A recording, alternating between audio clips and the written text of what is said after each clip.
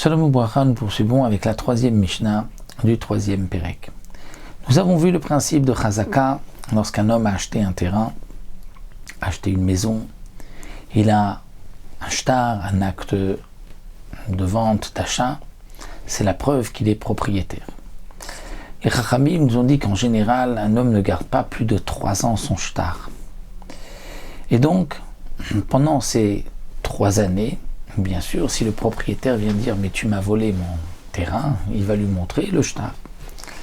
Au bout de 3 ans, peut-être qu'il ne va pas avoir de shtar. Les Chachamim m'ont dit il a fait une chazaka, c'est-à-dire qu'il est resté dans le champ, il a utilisé le champ, il a habité la maison, et il y a des témoins à cela. Donc si vraiment ce n'était pas lui le propriétaire, eh bien le vrai propriétaire aurait dû s'opposer, aurait dû dire devant des témoins, ce terrain est à moi et cet homme est un voleur. Si le propriétaire l'avait dit, eh bien l'acheteur aurait gardé son shtar. S'il ne l'a pas gardé son shtar, eh bien c'est lui qui a perdu. Si le propriétaire n'a rien dit, eh bien c'est la preuve que ça ne lui appartient pas. Donc même si ensuite il n'y a pas de shtar au bout de 3 ans, eh bien l'acheteur gardera le terrain, gardera la maison. Mais dans tous les cas, c'est seulement si lorsqu'on vient dire à l'acheteur « mais qu'est-ce que tu fais ici ?» et il dit « mais je l'ai acheté ». Et donc, où est ton shtar ? Bien, je ne l'ai plus, mais j'ai des témoins que j'étais ici pendant 3 ans. Ça, c'est valable. Mais si, quand on lui demande « qu'est-ce que tu fais ici ?» il dit « bien, on ne m'a rien dit, on m'a rien... j'ai cru que je pouvais rentrer », ça c'est sûr que même au bout de 3 ans, il n'y a pas de chazaka. C'est ce que la Mishnah va nous dire. Kol chazaka she'enima ta'ana enat chazaka. Toute chazaka où il n'y a pas de ta'ana, c'est-à-dire qu'il n'a pas d'argument. Il ne dit pas je l'ai acheté. Ben ce n'est pas une chazaka. Ketsad, comment? Amarlo, on lui dit mata osebetorchi. Le propriétaire lui dit mais qu'est-ce que tu fais chez moi? Vous Amarlo, il lui dit chez le Amarli Adam davar meolam. On ne m'a rien dit, on ne m'a pas dit que je ne pouvais pas donc habiter ici. Ena chazaka, même s'il a des témoins, hein, ce n'est pas une chazaka. Et comme nous explique les Mefarshim, de manière lui-même dit qu'il ne l'a pas acheté. Non, on aurait pu dire peut-être qu'il avait un shtar et qu'il l'a perdu, on aurait pu être Toen pour lui, qu'en vérité on lui a rien dit, mais c'est peut-être que, comme Tosfot Yom Tov le rapporte aussi, que lui s'était dit je préfère ne pas dire que j'avais un shtar, parce qu'il pense que s'il dit j'avais un shtar, on va lui dire ah, eh ben amène le shtar. Et donc lorsqu'il ne pourra pas montrer le shtar, donc on va dire ah c'est un voleur. Alors il préfère dire simplement bah on ne m'a rien dit, c'est pour ça que je suis ici. Il ne veut pas parler du shtar, mais en vérité il a un shtar, parce que s'il n'a pas de shtar et qu'il dit je suis rentré dans ce terrain, ben je pensais que j'avais le droit de prendre ce qui ne m'appartient pas. Là, c'est sûr qu'on lui dira, monsieur, tu sors du terrain. Donc, c'est qu'il y a quand même une possibilité de parler à sa place. Ce qu'on dit, petar picha leilem, ouvre ta bouche, parle à la place du muet. Peut-être qu'il l'a acheté, mais qu'il n'ose pas le dire. Eh bien, non. Ena chazaka. Le chidouche, c'est que non, c'est pas une chazaka. Maintenant, dans le cas où chez Machar Tavi, il dit, mais tu me l'as vendu, tu m'en as fait cadeau. Ou Avicha Mecharali, ton père me l'a vendu, Avicha Natan Libematana, ton père me l'a fait cadeau, Arizo Chazaka, là c'est une Chazaka parce qu'il y a un argument. Ve'aba Mishum Yerusha eno tzarich ta'ana. La Mishnah nous dit si quelqu'un est dans un terrain parce que ce terrain appartenait à son père le jour de sa mort et que pendant 3 ans il a lui habité après la mort du père le terrain, eno tzarich ta'ana. Dans ce cas-là, il n'a pas besoin d'arguments, c'est-à-dire il n'a pas besoin de prouver comment le terrain était arrivé à son père. Si il y a une preuve, il y a des témoins que son père a habité ne serait-ce qu'1 jour avant sa mort dans cette maison, c'est suffisant pour que si le fils ensuite a fait une chazaka, il n'a pas besoin de prouver quoi que ce soit. Aoumanim, la Mishnah poursuit. Les Oumanim, c'est celui qui arrange les réparateurs, c'est-à-dire qui arrange un meuble, qui arrange un outil, qui arrange un cli. Vachutafim ou les associés, Veharissim, le métayer, Apotrophine, Les tuteurs, en lem chazaka, n'ont pas de chazaka. C'est-à-dire que si ils ont un objet qui appartenait auparavant à quelqu'un d'autre, ils ne peuvent pas dire je l'ai acheté. Pourquoi? Parce que c'est habituel dans ces cas-là du Ouman qu'il a reçu peut-être un objet ou un meuble ou quelque chose à réparer. Donc le fait que cet objet se trouve chez lui, ce n'est pas la preuve que c'est à lui. De même un associé, parfois l'un accepte que l'autre prenne sans rien dire, on va métayer. Donc dans tous ces cas-là, il n'y a pas de chazaka.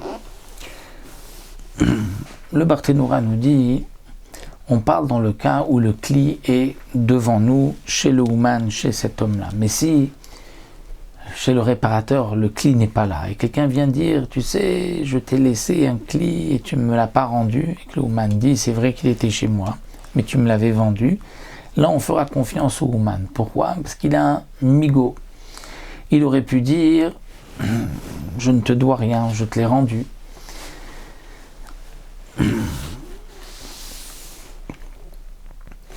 De même, poursuit le Barthénoura, si le Ouman, l'ouvrier, le réparateur dit « Tu m'avais promis tant d'argent pour le réparer », que l'autre dit « Non, je ne t'ai pas promis tant, je t'ai promis moins ». Si le kli se trouve dans les mains du réparateur, c'est à lui qu'on croit. S'il n'est pas dans ses mains, s'il est dans les mains du réparateur, on croit le propriétaire du kli. Mais s'il n'est pas dans les mains du réparateur, eh bien dans ce cas-là, c'est le Ouman à qui on fait confiance parce qu'il aurait pu dire « Je te l'ai rendu déjà, je ne l'ai pas ». C'est le fameux migo. Donc il n'y a pas de chazaka pour le réparateur, le Ouman, l'artisan. Il n'y a pas de chazaka pour des associés. Si un a mangé et est resté pendant 3 ans dans le champ, ce n'est pas la preuve que l'autre lui a vendu. Et le Barthénoura nous dit, mais c'est lorsque dans ce champ, il n'y a pas de din chalouka, c'est-à-dire qu'on ne pouvait pas le diviser en deux, il était trop petit, comme nous l'avons vu dans le premier pérec.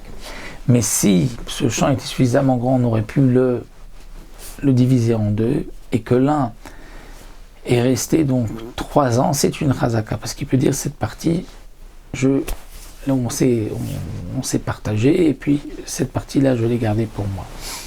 Haris le métayer qui reçoit un pourcentage, il a mangé les fruits de 3 ans, ce n'est pas une chazaka. Et le apotropos, bien sûr, est le tuteur, puisqu'il s'occupe des biens des orphelins.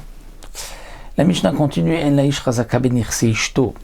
Un homme n'a pas de chazaka dans les biens de sa femme. C'est-à-dire que lorsqu'une femme apporte un terrain en se mariant, le terrain appartient au mari, mais lui mange les fruits de ce terrain. Même si, pendant qu'ils étaient fiancés, il a dit « Je ne veux rien prendre de tes biens, ni le bien, ni les fruits », et donc il ne mangera pas les fruits minadines, et bien même si ensuite il apporte des preuves qu'il a mangé les fruits de ce terrain pendant 3 ans, ce n'est pas une chazaka, parce que c'est normal, une femme laisse son mari manger pendant 3 ans les fruits de son terrain. De même, une femme ne peut pas avoir de chazaka dans les biens de son mari, même si son mari avait désigné un terrain, et de ce terrain, elle va se nourrir, et elle a mangé les fruits d'un autre terrain pendant 3 ans, elle ne pourra pas dire ensuite, mais ça c'était un terrain à moi que je t'ai acheté, parce que l'homme laisse sa femme manger les fruits d'un autre terrain, même si il avait en vérité prévu un autre terrain pour elle. Le père ne peut pas faire de chazaka dans les biens de son fils, ni le fils dans les biens de son père, ils sont considérés comme des tuteurs l'un l'autre. Mais tout ceci n'a été dit qu'il n'y a pas de chazaka bemarzik, c'est-à-dire lorsqu'il tient, il prend le bien, et que l'autre lui dit, mais tu me l'as volé. Aval benoten matana. Mais si quelqu'un dit à son ami, tiens, je te donne un cadeau, je te donne ce terrain, va et fais une chazaka, eh bien, dès qu'il va prendre le terrain, en faisant la chazaka, par exemple, fermer le terrain ou creuser dans le terrain, mais il devient immédiatement propriétaire et le premier propriétaire ne peut pas revenir là-dessus. De même, Achim shechalku, des frères qui ont partagé, et chacun a pris sa part et a fait une chazaka. Donc là, la chazaka, ce n'est plus il mange juste, mais il fait un acte d'acquisition. Donc cette chazaka n'est pas une preuve que je suis propriétaire, mais c'est un moyen d'acquérir le bien. Donc ensuite, les frères ne peuvent pas changer d'avis sur les parts. De même, un marzik benirse à guerre. Un guerre converti qui est mort sans laisser de descendants, sans laisser d'enfants, il n'a pas d'héritier. Tout celui qui prendra son bien, le premier sera propriétaire. Celui qui a fait une chazaka devient, lui, le propriétaire, puisque c'est une manière d'acquisition. Quels sont les chazakot? Naal, il a fermé la porte. Gadar, il a mis une barrière. Ou paratz, où il a ouvert une barrière, il a fait une ouverture. Arezo chazaka, ceci est une chazaka. Et donc là, il s'agit d'une chazaka qui est un moyen d'acquisition et non pas, donc, juste une preuve, comme nous avons vu de la chazaka précédente. Donc dans notre Mishnah, nous avons vu qu'il y a deux sortes de chazaka. La chazaka qui est la preuve que ce terrain m'appartient lorsque j'ai mangé les fruits pendant 3 ans, ou j'ai habité dans cette maison pendant 3 ans. Et là, je n'ai pas besoin de prouver, d'apporter un shtar comme quoi je l'avais acheté. Mais il y a une autre chazaka, c'est le moyen d'acquérir un bien, de la même manière qu'un objet, on va l'acquérir en le levant. Et bien un terrain, c'est en faisant une chazaka, en fermant, en clôturant ou en ouvrant une clôture.